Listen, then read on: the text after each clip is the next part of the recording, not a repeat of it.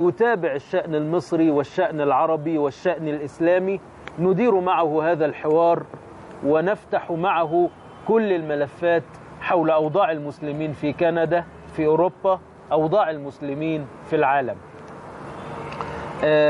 At the first, I want to ask you our traditional question.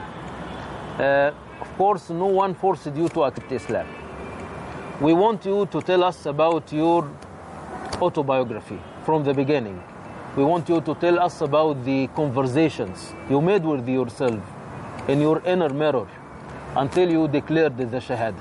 There is no God but Allah, and Muhammad is a messenger from Allah. We are listening.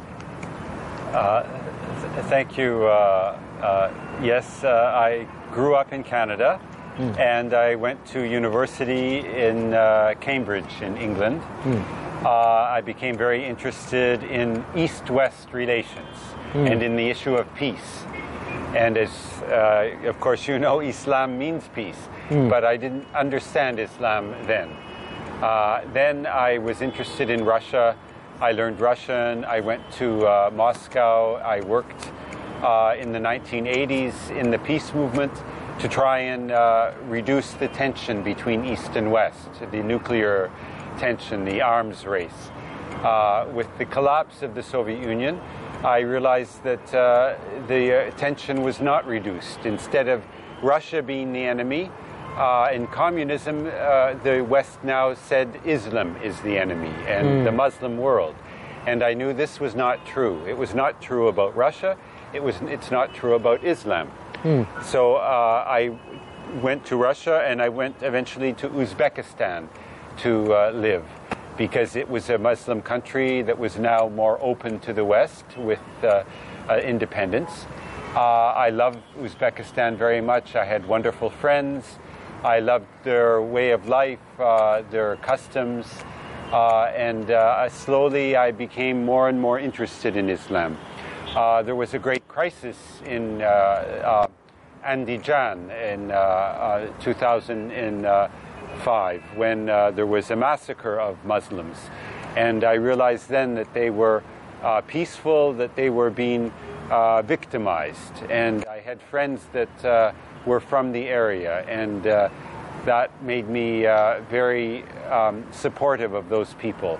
And this pushed me farther towards accepting Islam, when I realized that they are brave and they are fighting to protect their faith against what I see as the commercialization of life in the West, with the invasion of American culture into that part of the world.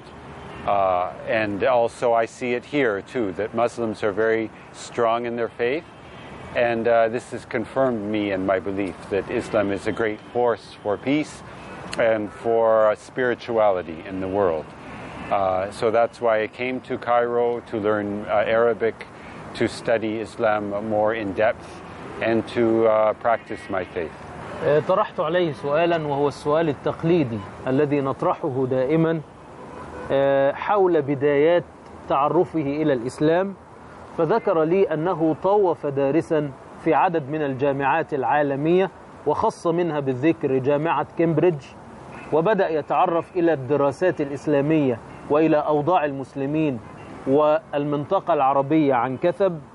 ذكر لي أيضا أن مدخله للتعرف إلى العالم الإسلامي كان مدخلا سياسيا بحكم نشاطه الصحفي وبحكم تغطيته الصحفية للوقائع والأحداث التي تدور في المنطقة.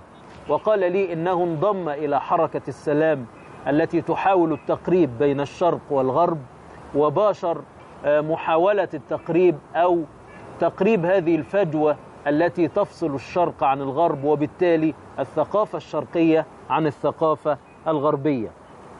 ذكر لي أنه أيضا قام بزيارة للاتحاد السوفيتي السابق، وخص بالذكر كما ذكرنا في صدر الحلقة أوزبكستان، وهاله أن هناك مذابح كانت ترتكب ضد المسلمين في زمن الاتحاد السوفيتي السابق، وهاله أن الإعلام العالمي لا يقدم التغطية لهذه المذابح، وهاله أن تراق دماء المسلمين بهذه البساطة والسهولة.